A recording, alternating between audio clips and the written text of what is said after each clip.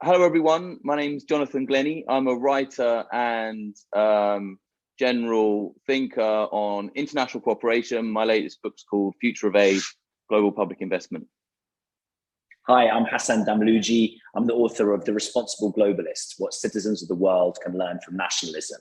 And welcome to Global Nation, a show where we ask what are the possibilities of more and better international cooperation to tackle humanity's biggest problems, premised on the idea of our interconnectedness as people everywhere.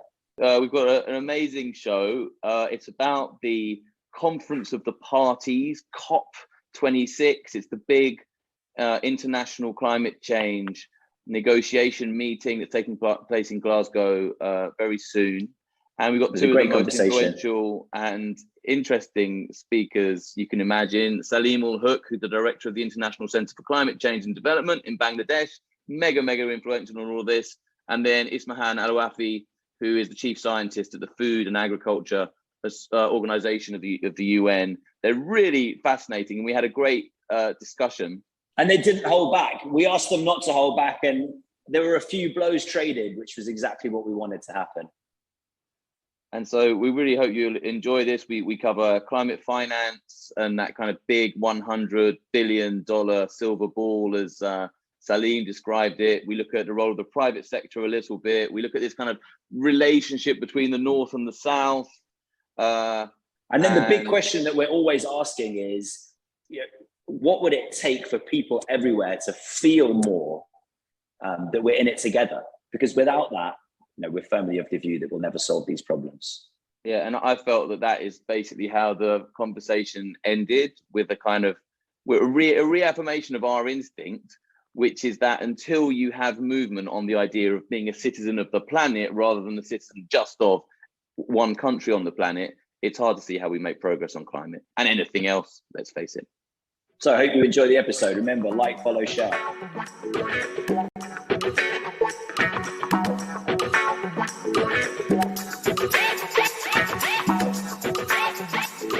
We wanted to start off with a very simple question. Is Glasgow worth it? Is the COP26 worth it? And let's ask Ismahane for your views on that. It is worth it, absolutely. The fact that we come together to discuss an issue like climate change, and lately we are connecting it to many other challenges, makes it worth it. So the fact that you bring all the countries together, that at least you unreveal, you unpack the problems, it's in itself a great thing. Talking about achievements, it's another story. Okay, I'm not convinced that Saleem is going to agree with you on that. Like, is it worth going to Glasgow? Is the whole shebang going to achieve anything? Well, I agree with Ismahane that it's an important meeting, but we don't want to overhype its importance. It is the 26th time countries have come together after they've agreed to take action in the UN Framework Convention on Climate Change. So if you measure progress over the last 25 COPs, and incidentally, I'm one of the very few people who's been to every single one of those 25 COPs. This will be my 26th. I'm afraid it isn't fit for purpose anymore. If the purpose was to tackle climate change, we've failed. We need to repurpose the meeting. We should be coming together, but the way we've been doing it simply has not worked. And simply, so why don't you tell us why it's failed? Because we need to think about what would be best to replace it. But what's going so wrong? Sure. So let me frame my answer first by saying we are talking about a global problem, and we have no global government. All right, we have 200 countries that have to come together and talk in order to do anything at the global level, whether it's the COVID-19 pandemic or climate change or biodiversity. It's a whole host of global issues that require global action by leaders of the world, but we only have 200 individual country leaders. We don't have, the UN Secretary General is not a global leader. He's just a big bureaucrat of the UN. And the way that we have designed the treaty, the UN Framework Convention on Climate Change, which is a very good treaty, by the way, we have agreed it, that's a major achievement, is that the implementation of it, which is what we talk about at the COP. So the COP is an annual event.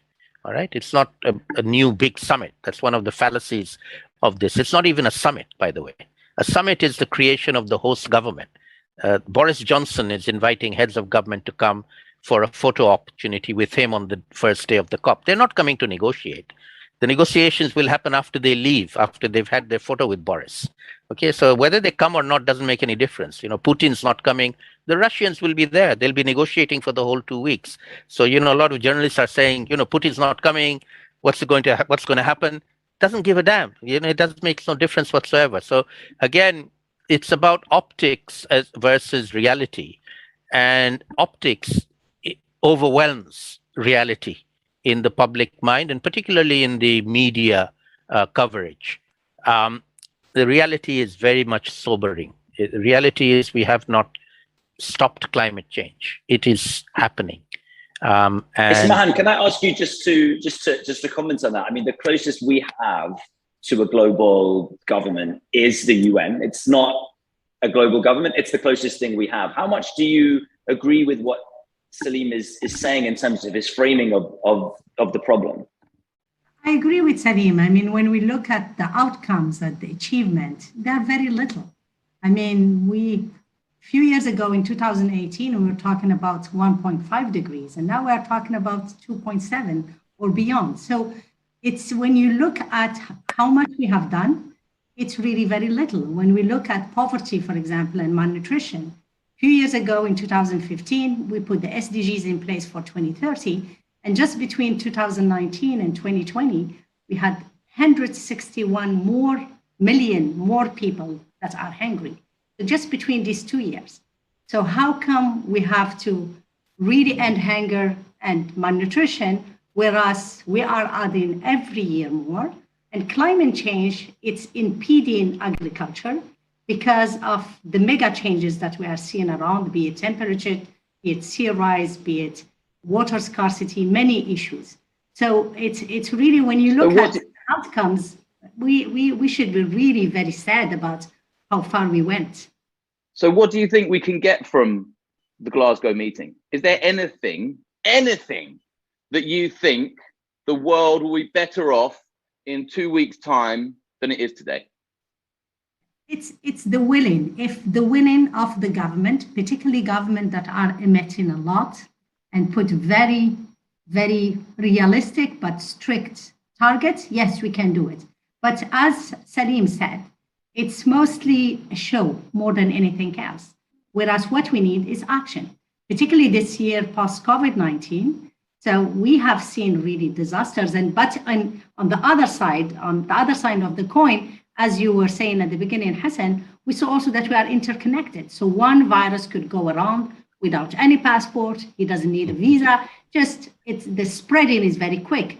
And the climate change, one of the impacts of climate change is gonna make that species move around in completely erratic ways that we haven't seen yet. So this shows us that we are interconnected between us as a human, but also between us as species.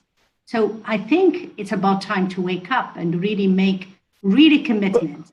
But the other side, the other side of interconnectedness is the first mover problem, right? The great Greta Thunberg had a piece in The Guardian yesterday, and it said, we're waiting for one global leader on this, which I thought was she always puts it so well. It was such a good point. So we're interconnected, and we know that. And yet, of the 200 countries, she was just saying, if we just have one, then it will begin to maybe push people. And the problem is, isn't it, that no one wants to move?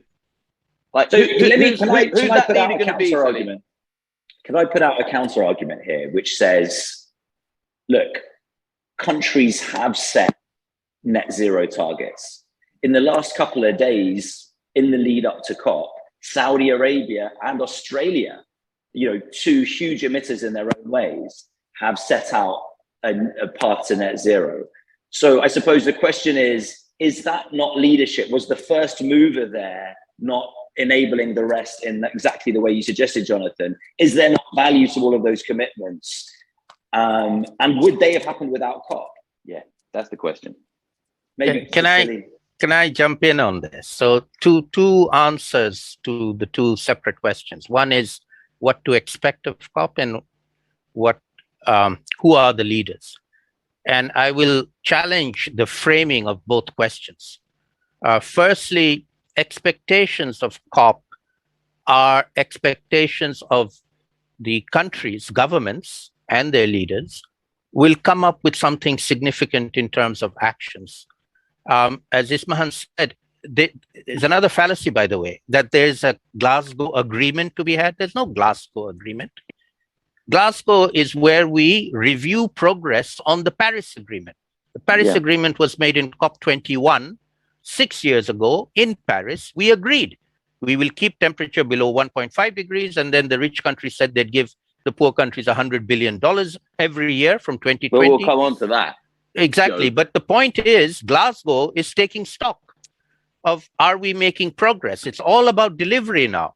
And as Ismahane says, we're going for 2.7, so we're nowhere near 1.5.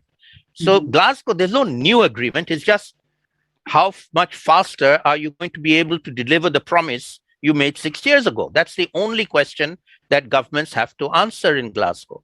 And everything else is show and PR. And that's what Boris Johnson is very good at. You know, he's going to make this all into show and PR. The similar thing with respect to leadership. If you're expecting leadership to come from the big countries, now including China as one of them, then we're obviously not seeing it. But I would ask you to keep an eye on my Prime Minister, Sheikh Hasina, who will be in Glasgow. She now represents 50 of the most vulnerable countries who are actually taking actions. They have decided to go 100% renewable a long time ago. Yeah. Now, you know, Australia coming on board and Saudis coming on board 20 years too late is not a victory. You cannot call that a victory. We did it 20 years ago, okay? But nobody noticed. So the whole framing, which is molded by media coverage, is distracted by the leaders who want you to talk about, you know, what's happening on the left and don't even look at what's happening in reality. Just look at this shiny little ball that we are presenting to you. Isn't it nice? Isn't it shiny? And we all fall for it. And I agree. You know, when the articles, they say we need one leader. What leader? Because sincerely, we have deux points de mesure, as we said in French. Not every people are equal. So they are looking for leaders from certain countries and not leaders from the South. That's the example of Saleem that is really striking. So what we need, in my mind, it's not one leader. It's really equality. I go back to myself when I look at all the SDGs. The one that really I find it the closest to me, it's SDG 10, which is reducing inequalities. We have way too much inequalities in this world, and it's not meant to be this way. So the people that are emitting are not the people that are the most vulnerable to climate change. And then when we start talking about solutions, we're talking mostly to those emitters. The emitters would never say, it's very difficult for them to stop their economies. And those poor ones that are really much more subject to climate change are struggling with their livelihood. So that's what is poverty and money. Do you think there is leadership on this from Southern governments? We need leadership from all of us. But do you think there is? Do you think there currently is because what Saleem was implying was that, for instance, his country of Bangladesh, there is leadership, significant leadership on climate change. I mean, I think most of us would agree that there's definitely not leadership on climate change from the northern governments, but I might be wrong on that. I mean, maybe you would say, well, there's a bunch of northern governments that have shown leadership. I mean, you know, the UK has reduced emissions, right? I mean, you know, it's like there is some stuff happening. But I guess the question then is, you know, what level of leadership? I mean, you know, is it sufficient? I mean, every country in the world is going to be able to stand up and say, we've done X, Y, and Z. Every single country, Bangladesh, UK, the US, everyone. I mean, these are politicians. They've got a million things they have done. But it's miles away from where we need to be, right? But isn't that true also of Bangladesh? Ismahane. But Jonathan, it's not, the impact of maybe Bangladesh alone wouldn't be as high as China because the size is different. But what we need, it's many of them coming together and agreeing and taking action. And we need in our metrics, in our numbers, in the way we present it globally, to be fair to all of them. So that's why for me, climate change cannot be discussed alone. Climate change has to be discussed with poverty, malnutrition, biodiversity, all of these things. You can't put it aside because nature is not dealing with each one separate. Mm-hmm. It's dealing with. Can I ask a challenging question about Southern leadership here? And that is, although I'm the first person to want to frame agency, responsibility, and cooperation as not being just a North-North or North-led activity. At the same time, if you look at the fact that I'm looking at a data point here that says 85% of all emissions are from the USA, the EU, Russia, Japan, and Canada. So if they are 85% of all emissions, in a way, the leadership has to come from them, because Bangladesh, not because we don't respect Bangladesh, but simply because its proportion of the problem is so small that actually Bangladesh's leadership is a smaller part of the solution than leadership from those countries. So in a way, it's saying, well, in a world where there's no police, the criminal has to be the one who shows leadership. Well, let me challenge your framing again. Okay, what you are seeing is one side of a coin, all right, which is the side that's causing the problem, namely emissions of pollutants that are polluting the atmosphere and causing the temperature to rise, with very, very severe consequences to come, happening already, not to come, happening. You have to turn that coin upside down. And the other side of that coin is the climate change impacts are happening all over the world. Firstly, in the poor countries, it's been happening for some time now. Now it's beginning to happen in the rich countries. And the solution to tackling those impacts is not the same as reducing emissions, all right? The issue of climate change has initially been framed as the problem being emissions of greenhouse gases, and the solution therefore being reducing those emissions, and we all agree to do that. We're not doing it fast enough, but we are doing something. And that we call mitigation in the climate change jargon. But there's another side of the coin which is extremely important, which is dealing with the impacts that are already happening and will get worse. And that we call adaptation to climate change. Now, adaptation has been going on in the developing countries for some years now, but it hasn't made it into the global media and global perceptions, which are dominated by northern framing of every problem. Every problem has a northern framing and it has a southern framing, and the southern framing does not see the light of day, except for those in the south. Okay, we know about it, you don't know about it. And so in the adaptation framing of the problem, all countries are going to have to adapt to the impacts of climate change. And that's where southern leadership comes to play. Bangladesh has been dealing with this problem for the last 10 years. The recent floods in Germany that killed 200 German citizens would not happen in Bangladesh. We would evacuate everybody. We do evacuate everybody. We don't lose lives like the Germans lost lives. They were not ready. They were not prepared. They were not adapted. We are. And they need to learn from us how to do that. Nothing to do with emissions of greenhouse gases. Our emissions are tiny. We can reduce them to zero. It doesn't make any difference. But we have 170 million people living in the most vulnerable place in the world. And we are managing to cope. You need to learn how to do that. That links in with a big area of my work, which is not specifically on climate, but which is about international cooperation and how we have to shift the idea that it's the northern countries that we've been, selling for decades. The northern countries know how to do stuff, and southern countries generally have to learn how to do stuff from following the northern countries. I'm being very, very kind of blunt and simplistic, but that's basically what development has been saying. It's development. We're developed. We literally use that term. We are, quote, developed. Other countries are developing. I mean, anyway, we won't even go there. And technical assistance is a one-way direction. Technical assistance is a one-way. I mean, what we need is Bangladeshis flying to Germany to help them sort their floods out. Okay, but we never think about that. But what I wanted to ask you was, this is another thing that you've raised a lot, and I want to ask Ismahane as well, whether that is a big thing in her UN world yet, which is loss and damage. Which in the way but just before this call, you were saying, the first decade was kind of mitigation, then we moved on to adaptation. Now we're beginning to move on to loss and damage. But as I understand it, you've been pushing that. Southern governments have been pushing that. Northern governments are like fingers in their ears about that. And so is that a huge new, and then we'll move on to the question of climate finance, because I'm sure that is related to where the hell is the money coming from to respond not only to adaptation, but also to loss and damage. Yeah. So I think the problem is that it's like, again, we are very simplistic in our way of looking at the issue. The issue is complex, so it's not either or. So when I talk about mitigation and adaptation, we should have started both, because we should have recognized that we cannot stop it. So as we are doing some mitigation to reduce the emission in general, we should have worked on adaptation. And I don't understand what happened and why it was like almost embargoed to talk about. Do you think it's because politically it feels like giving up?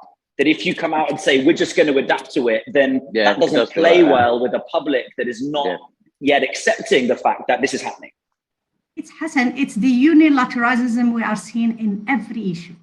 It's like, it's my idea or no ideas. It's me or nothing. It's my, and the reality of things, what I want to tell you, one number that really I got to know lately is that on planet now, we have about 8.7 million species. And a human being, it's 1 out of 8.7 million. So if we think about it, it's like looking at the planet out of space. We are a very small thing in this big world. So, but still, we are, when we look at the issues that are as complex as climate change, as complex as how could we produce enough for everybody without damaging environment, we tend to go only on one side. So for me, what Saleem was saying about adaptation, it's very important. We have lost about 20 years of where we could have make a lot of changes, particularly in how we are producing. And that's where I want to bring in the UN Food System Summit, that at least the idea is very good. It doesn't matter if the meeting was successful or not, but the idea of thinking at the system level, when we talk about food, it's very important. And hence, we are not only bringing in the dimension of production, but we are bringing in the dimension of transport, transmission of energy, health, interaction with the environment. And that's what we need. We need to look at the whole system and see where we have inefficiencies. And for me, in the agri-food system, which I understand the best, we have so many inefficiencies. And so can I ask you to just talk about that a tiny bit, because this is your expertise. You're an agricultural scientist. And to some people, it's not obvious that when you think about mitigation and then adaptation and adapting to climate change, because most of the land we use is for agriculture, because most of the water we use by far is for agriculture, because the poorest people in the world are farmers, helping people adapt to climate change is all about agriculture. So can you frame that a little bit for us? So, and also, do I have to be a vegan? No, you don't. You don't need to, Jonathan. Maybe one day a week, Jonathan. Okay. Well, that's in my household, we are vegetarian 2 days a week. Okay. So let me then respond to it in a certain way, Hassan. So the agri-food system, when you look at it as a whole, you find that it's employing 4.5 people on this planet. So it's it's almost 60%. 2.5 billion. 4.5 billion people are part of the agri-food system. You look at the whole thing, from the processing, the logistic, all of it. So it's a huge number in terms of employability, and hence in terms of GDP as well, it's very large if we look at the whole system. What's happening with the climate change is that most of the material that we have been building, or the genetic material that we have been playing with for the last 40, 50 years, cannot outstand the heat, particularly the heat that we're gonna get at the global level. And hence, if we look at maize in Africa with 1.5 degree, most of the maize will fail because it has a very high sensitivity at the flowering stage. So you could easily at 1.5 lose about 50% of the productivity of maize now. What we should have been done in the last 50 years, diversify our food. If we want to steal maize or other staple crops, prepare the breeders, the varieties, and the lines that are outstanding higher temperature, that needs less water, that needs less input. So I think in terms of climate change and adaptation, we should have really developed much more solution for the South. And that's what the South has been crying out about. Mitigation, yes, we have to do it, and we all subscribe to it. But let's work on new solution that will work now. And how important is money? how important is the finance thing? Because it's and just moving on to that, because I've been blown away by some of the stats I've been looking at in the last couple of weeks. But 100 billion, nowhere near there, whatever. But is the money side for you an important part of solving the problem? Like the transfer of money basically from wealthier countries, the polluter wealthier countries, to the poorer countries? Because it seems to be like the headline issue. It is a headline issue, and it is a reality, sincerely. It is a reality, but also not money only from the developing world. For me, the private sector is not paying enough. The private sector is not playing. It's a huge emitter. If you look at the emitting of companies, it's even larger than countries. And when I talk about inefficiency, is that there should be an appetite and willingness to change the system. For example, WTO tells you that all the commodities go across border at least twice. So we have too much, the globalization became like a game. So things are going around and around and around, not looking at the inefficiency, not looking at the footprint. And most of the time when they do the footprint, they offset it. So is it we want to reduce it or we want to just offset it? Yeah. So there is some ethical. It's double counting. Yes, it's counterbalancing the whole initiative. So the money, it's not only the money, it's the solution, it's the change, it's the transformation that we need to go through, and not only South and North, but really the private sector, for me, it's at the heart of the issue, and we are not talking to them enough, and we are not bringing them enough on board. Well, I'd like to come on to the private sector in a second, because I think that's a really interesting thing, especially if the COP process is not yielding results. There's a big question about how we manage our kind of, advocacy towards the private, not just the public sector. But I just want to finish this thing on climate finance, because I remember talking to Saleem over a decade ago on this issue, and you were already saying this kind of 100 billion is deliberately ambiguous, the public-private thing. And I haven't personally looked at it in detail for quite a long time. I've just been looking at it in the last few months. I was blown away. It is total, and I'm going to use this word, bullshit. It is total bullshit. So of the 80 billion, not even 100 billion, the 80 billion a couple of years ago in climate finance, 40% of that was non-concessional loans, so not even concessional loans. Another 40% was concessional loans, so 80% was paybackable by countries. Only 20% was grants, and all of the concessional stuff was ODA anyway, so it was zero additional. So countries were, and ODA has been fairly static for the last few years, so it's almost total bullshit. I was blown away by how I was surprised, because I thought there'd be an element of something worth talking about. But am I exaggerating, Saleem, or is that kind of true? No, you're quite right. I mean, the 100 billion, what you've described is exactly right. But the 100 billion is another shiny object that has, distracted our attention. 100 billion is peanuts. We're going to need hundreds of trillions. Mark Carney, the former governor of the, what he says? He says it's 1,000 times 100 billion. The figure we need, 1,000 times 100 billion, which is all the public sector budgets of all the countries, plus all the private sector budgets of private companies. And these are now being spent on the wrong things.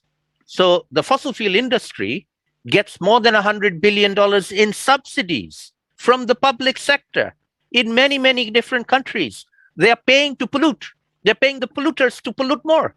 So, the 100 billion, as I said, is a shiny object that they want to distract attention away from the reality where they're actually paying their pals in the private sector fossil fuel companies. Boris Johnson is working with them very closely. I mean, the fossil fuel industry. Yeah. Sorry? And cutting aid, right? So yeah, it's not only is just immaterial. a picture in the UK where...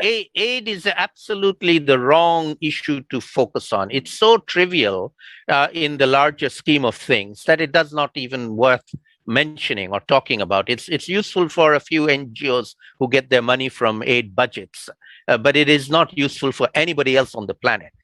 I was asked by somebody in the US saying, US government's cutting their aid budget. What's it going to do for poor Bangladeshis? I said, poor Bangladeshis don't even know anything about it, but I do know quite a few consultants in Washington who are going to be very affected by the USAID budget being cut and them not getting consultancy contracts because you've they cut us to the USAID quick in money. terms of what we've been doing as our day jobs. Can I steer this a little bit, because I feel like what we've talked about is the critical importance of cash transfers, of the movement of money from rich to poor, right? And you, Saleem, have just identified the vast scale that is necessary. And not only that, but in the background, we're also talking about the richest countries in the world needing to bear the brunt of reductions in carbon emissions, which will also probably have some impact on GDP. So what we're asking the richest countries in the world to do is make themselves poorer and give away a ton of their money. And there's not many examples of that kind of thing happening ever. One of the great examples of huge transfers of money was when Germany reunited in 1990. And something like 2 or 3 trillion euros was transferred from West Germany to East Germany. And I would argue that the reason for that is that they felt like they were 2 different countries, but they felt like they were one nation. We're all Germans. Like those guys, they may have been living under communism and we were under a democracy, and but we're all Germans. And so there was this sense of nationhood, which meant that politically, democratically, it was tolerable to say, we're going to give away a lot of our money. And if you're a wealthy person in a rich country, a huge amount of your money every year gets transferred in tax to go for hospitals and schools for other people, because after all, we're all British or whichever country you come from, right? So then coming back to this question, how do you create a world in which countries and companies you've mentioned are prepared to make those huge transfers of resources to Bangladesh or anywhere else? Wrong question. Nobody's asking them to do that. Nobody. I mean, you have just framed it like Trump frames it, not like anybody else frames it. Right? Oh, okay? We don't give a damn what you do. What we are saying is use your own money for your own benefit and don't pollute the world. And you can do that. You can do that. We're not asking you to sacrifice a damn thing. Just do things better. And that's now possible. Technology is there. The investments are there. The companies that can deliver on it are there. But there are some companies that don't want that to happen, by the way.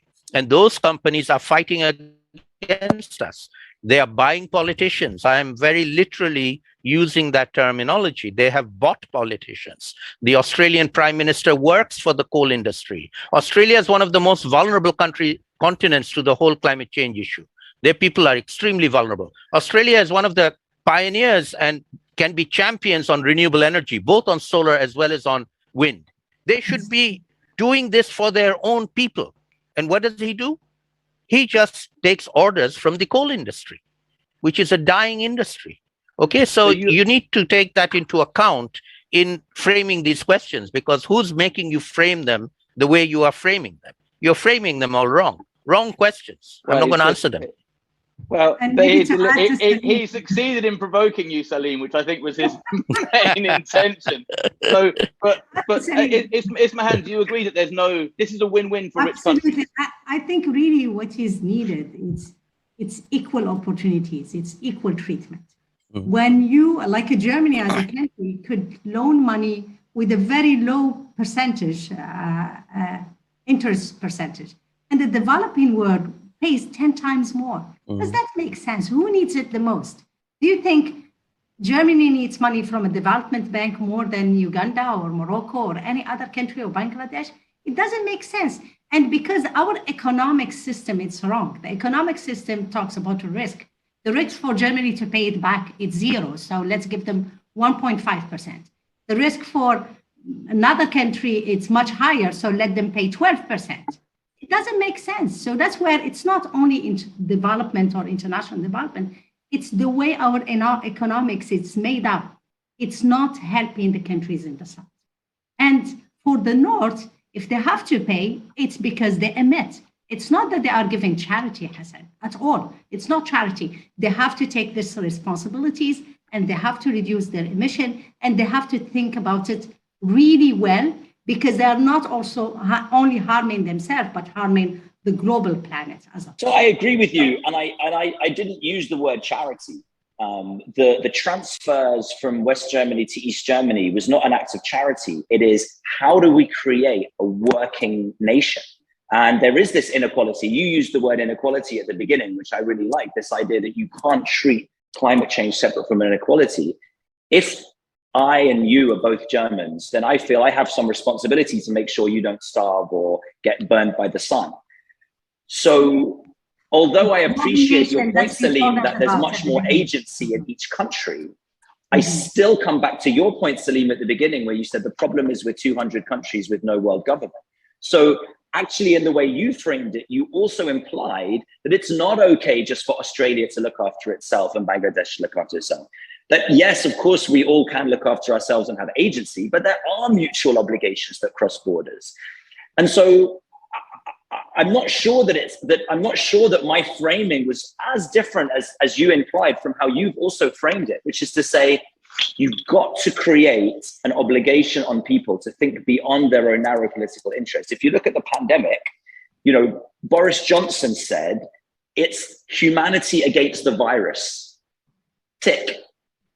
But then the UK hoarded hundreds of millions of doses of vaccines and has been one of the least generous in terms of G7 countries in terms of sharing them. So these are important questions. Do you feel like it's humanity against the climate change? The key here is, I think the key here is it's who quotes the UK is, and it's who quotes Australia is. Because actually, the argument is, which I would basically buy it, it is in the UK's interests, like people in the UK, to basically take on the fossil fuel companies and defeat them. Yeah, but the UK can also mean the UK government. And the UK government is in hock to the fossil fuel companies. So there's something about how the hell, and I guess this is the question, we're coming to the end. I guess this is my main question. I mean, how the hell do you mobilize people to basically, I guess, defend their own interests? So let me. But because it's not happening at the moment, right? Sure. And it's one thing to say, oh well, the UK do it, but the reality is it's not, and they just voted in one of the most right-wing governments in history. Yeah, let me bring it towards a concluding remarks on and bring it back to Glasgow as well. So as I said, I'm going off to Glasgow today. I'm not a negotiator. I advise the least developed countries in the negotiations, but they are sovereign countries and they'll do what they want, and we will have a result coming out of what is called the blue zone, which is where the negotiators are all going to be spending sleepless nights talking to each other, and we'll come out with something at the very end, which will be inadequate. We know that. It won't be adequate because we know that. On the other hand, there's going to be thousands and thousands of people in Glasgow, me being one of them, and Ismahane being there virtually. Everything is now hybrid. So many people who would otherwise might have flown to Glasgow are not flying, but they're going to be able to participate. And that to me is a huge, big new thing, by the way. It's participation by many different groups. Some of us physically in Glasgow, it'll be outside the blue zone. There's a green zone for NGOs. It's always been such a black hole, hasn't it? The COP. Like if you're not there, no one knows what the hell is going on. And actually it's going to be different this time. So my take on Glasgow and my expectation of Glasgow is from the blue zone, very little. From outside the blue zone, a hell of a lot. Because we, the citizens of planet Earth, are going to be mobilizing. And we are going to be talking to each other. And we are going to be networking. And Greta's coming and we will be marching with her on the Friday. So that is where the energy is. And that's where, to answer your question, Hassan, every single one of us thinks of ourselves as citizen of planet Earth first, and citizen of Bangladesh or Sweden or UK second, way down the list. We are citizens of planet Earth. And that is what needs to define us going forward. And that, to me, is where my high expectation of Glasgow is going to come. What we do. And my low expectation is what Boris Johnson and the other leaders are going to do. Ismahane, do you want to sum up from your side?